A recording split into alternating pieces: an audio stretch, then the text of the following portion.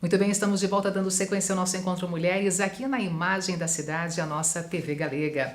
E depois de falar sobre muita prevenção, conscientização, cuidados com a nossa saúde, principalmente com essa temática vacinação, agora a gente vai direcionar um olhar especial para o meio ambiente. Também trabalhar essa linha da prevenção, desse cuidado e um alerta envolvendo aqui a nossa região. Para explicar melhor essa preocupação, eu convidei o professor Lauro Baca, biólogo, naturalista, ambientalista e o presidente da Acaprena, que é a Associação Catarinense de Preservação da Natureza.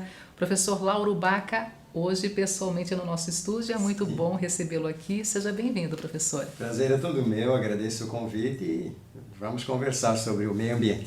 Pois é, professor, e essa preocupação por parte de ambientalistas justamente sobre a possibilidade de mudança na categoria do Parque Nacional da Serra do Itajaí, o que já é uma realidade. Há 18 anos temos o Parque Nacional da Serra do Itajaí para a Floresta Nacional, professor.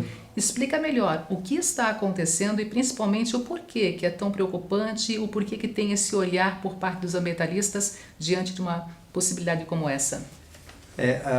O parque, como você falou bem, existe há 18 anos e ele começou muito bem. Foi um parque, um raríssimo parque nacional que teve o seu plano de manejo aprovado no prazo de 5 anos desde a sua criação. Aliás, um plano de manejo elaborado pela nossa entidade, a Acaprena, envolveu uma equipe enorme de técnicos e especialistas nas mais diversas áreas. Então é um parque que já tem um plano de manejo e já estava começando a, digamos assim, a ser efetivado através das primeiras desapropriações, né, de terras. E a prioridade foram os moradores fixos.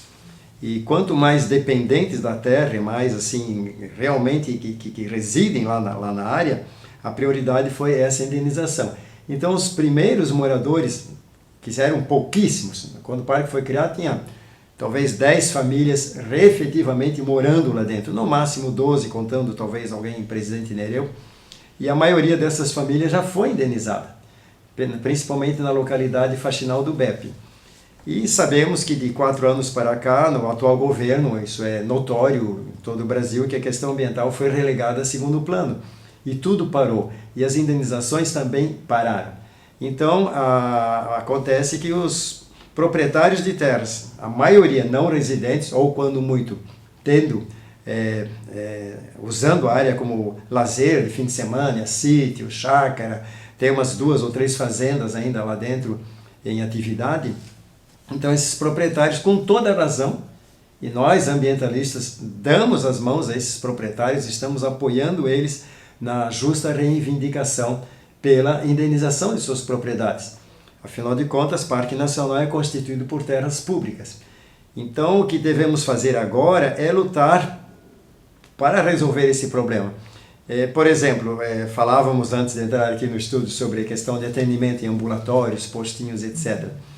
Então, quando uma população reclama do mau atendimento de um ambulatório de saúde, por exemplo, o médico falta, ou o médico não cumpre horário, enfim, mau atendimento, mau humor dos atendentes, enfim, seja o problema que for, falta de remédio, equipamentos, nós não vamos acabar com o postinho, nós não vamos acabar com o ambulatório, nós vamos resolver os problemas do ambulatório. Então, da mesma forma, é o caso do Parque Nacional. Não podemos resolver simplesmente tentando mudar a categoria do parque, que se fosse para melhorar a preservação e também a situação das pessoas, ótimo, mas não vai resolver nenhuma nem outra. E a proposta que está sendo feita é transformar em Floresta Nacional. E Floresta Nacional, estranhamente, não estranhamos por que foi selecionada essa categoria, ela também é constituída de terras públicas. Então voltamos à estaca zero e não se resolve nada, e todos perdem, porque com o Parque Nacional a preservação é muito mais efetiva e as vantagens para as populações do entorno são imensamente maiores do que a de uma floresta nacional. A floresta nacional poderia eventualmente atender famílias tradicionais e eventualmente vivessem lá dentro. Não é o caso da nossa realidade. Nós não temos famílias tradicionais, tipo coletores de camarão e mangue, coletores de sementes, e outros produtos da floresta, famílias que vivem de fato da floresta, né? Não é a nossa realidade. Nós temos aqui propriedades normais, sítios, chácaras normais de pessoas que vivem em cidades e os últimos 2 ou 3 moradores fixos lá dentro ainda que estão aguardando a indenização. Professor, por falar em cidades, qual é a abrangência do Parque Nacional da Serra do Itajaí? Ele abrange 9 municípios do Vale, né? Blumenau, Indaial, Apiúna, um pedacinho minúsculo de Ascurra, Presidente Nereu, Vidal Ramos, Botuverá, Guabiruba e Gaspar. E a maior parte do município que tem mais área dentro do parque é Indaial, seguido, se não me engano, por Blumenau, que são as cabeceiras do Ribeirão Garcia, uma área notoriamente imprópria para ocupação urbana, para uso agrícola, uso pastoril, bastante imprópria para isso. Por outro lado, professor, se fala muito também em aproveitar essa longa extensão de terra que faz parte do Parque Nacional, em explorar de uma forma positiva, uma forma coerente para o turismo, desenvolver o turismo nesses espaços, professor. Exato. Isso já vem acontecendo? Já. O Parque das Nascentes recebe visitação regularmente. O Morro do Espírito sempre recebeu visitação, parou agora com a pandemia, né? Mas a proprietária está estudando uma forma de voltar a abrir a área para visitação. O potencial desse parque de visitação é enorme. Ele é uma área assim que fornece água para uma população de mais de 500 mil de habitantes. A água que surge de qualidade classe 1, isso é importante dizer. Uma água que só não dá para dizer que é potável, porque sempre tem coliformes fecais, tem não humanos, né? Mas é uma água assim que com mínimo de tratamento, e tratamento bastante barato, garantirá, né, essa água de qualidade para toda essa região circundante, uma população de mais de 500 mil habitantes. Essa área é uma área extremamente frágil, né? Não sei se vai ser possível mostrar aqui uma foto sobre o que estava acontecendo nessa área antes de ser Parque Nacional. E estavam acontecendo centenas de deslizamentos de terra. E é importante dizer que esses deslizamentos, 90% deles têm origem na ação humana. Uma simples abertura de estrada, Denise, naquelas encostas de geologia muito frágil, é a região de geologia mais frágil do estado de Santa Catarina. Mais frágil ainda do que as montanhas que se observam a oeste de Joinville. Quem passa na BR-101 vê a oeste da BR aquelas montanhas bem íngremes. Aquelas montanhas, elas estão assim, a geologia delas é sobre o embasamento cristalino. Aqui é sobre uma geologia chamada Grupo Itajaí, Grupo Brusque, e no meio desses 2 grupos geológicos tem a falha do Ribeirão das Minas de Prata, que essa falha existe desde a região de Gaspar até Presidente Nereu, Botuverá, cortando essas 2 áreas. Não é à toa, portanto, que essa região tem sofrido enormemente com deslizamentos de terra. Esses deslizamentos de terra comprometem a qualidade, a quantidade da água que é preservada naquela região, aqueles materiais todos acumulando-se no fundo dos córregos e rios, vão assorear esses córregos e rios, onde tínhamos antes grandes poços de água, centenas, milhares de poços de água, remansos, etc. Agora tem menos, isso significa menor de reserva de água. Então, quando se fala em os proprietários poderem usar essa área, nós estamos atendendo uma pequena parte da população, poucas dezenas de pessoas, em detrimento de toda uma comunidade, como disse antes, de mais de 500 mil de pessoas, e indiretamente, via benefícios que o ecoturismo traz, que os parques nacionais atraem, né, esse ecoturismo. Então, via esse ecoturismo, estamos também garantindo benefício para uma população muito maior, inclusive o Brasil. Posso falar a colinha que eu trouxe aqui? Pode, por favor, professor. Por exemplo, em 2017, dados oficiais, dos relatórios oficiais do CMBio, o Brasil recebeu 10,8 milhões de visitantes nos parques. Para 2020 estavam previstos 15 milhões, ou seja, 2 vezes a população de Santa Catarina toda. Isso significou arrecadação, geração de renda para os municípios do entorno dos parques nacionais, 2,4 bilhões de reais. 90 mil empregos já gerados, não é projeção para o futuro, já está acontecendo. A projeção para o futuro, o Brasil, se ele souber implementar 20 a 25% dos parques existentes e colocá-los realmente implementados, o nosso inclusive, o potencial a médio prazo, ou seja, questão de poucos anos, é de 56 milhões de visitantes, quase 1 milhão de postos de trabalho, ou seja, exatamente 978 mil postos de trabalho, 44 bilhões de reais de valor agregado ao PIB nacional. Esses dados nós não tínhamos, não existia simplesmente quando o parque foi criado, há 18 anos. E agora se percebe que a população está acordando a brasileira para os parques. Então, se temos 15 milhões de visitantes, parece muito, mas perto dos Estados Unidos ainda é muito pouco. Os americanos são... Tem que incentivar, tem que estimular e tem que oferecer possibilidades, né, professor? Está crescendo e tem 1000 formas de turismo. Foi criado agora, por exemplo, o circuito ecoturístico de contorno do Parque Nacional da Serra do Itajaí. Todo mapeado, com todas as diferenças altitudinais, distâncias, quilometragens, e, enfim, todos aqueles dados. E nesse último fim de semana, em 5 dias, um grupo fez esse roteiro, né? Apenas desviou da rota, que tem muitos caminhões que carregam o calcário em Botuverá. Então, para não passar de bicicleta, onde tem caminhão, poeira, etc., eles desviaram da rota.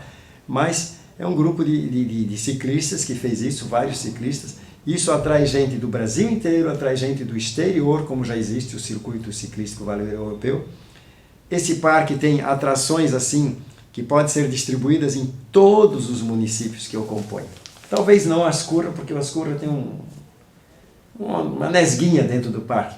Mas todos os 8 demais municípios têm esse potencial imenso de usufruir desse turismo, que é o que mais cresce no mundo, que é o ecoturismo. Sobre esse potencial, professor, para poder entender também, aí seria os envolvidos, a iniciativa privada, as próprias prefeituras também incentivando, apoiando e oferecendo opções. Como é que seria esse conjunto de envolvidos diretamente no ecoturismo no Brasil?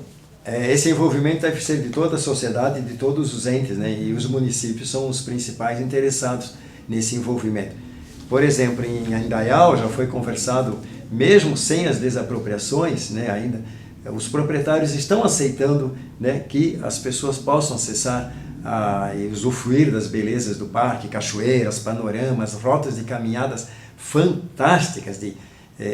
Outra coisa, Denise, que o Brasil está despertando, para essas rotas, essas trilhas, o turismo de trilhas, que também estava latente no nosso país.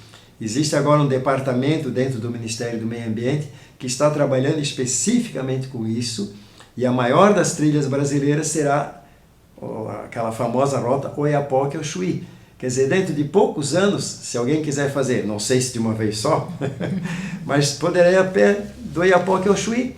A pequena Alemanha, quer dizer, não é tão pequena assim, para a Europa é um país grande, mas para o Brasil é um país pequeno, comparado ao Brasil. A Alemanha tem 200 mil quilômetros de trilhas, a França quase outro tanto, os Estados Unidos muito mais. Então essas trilhas, elas preferentemente vão ser direcionadas para cruzar dentro das reservas, parques nacionais, parques estaduais e reservas semelhantes. Então, eu acho que nós temos que acordar, e aí vem o diálogo agora com os deputados que estão propondo isso, inclusive a própria reitora da FURB está solicitando uma audiência com o deputado que fez esse projeto, da Flona, para tentar entender as razões dele, claro, temos que ouvir todos os lados, né?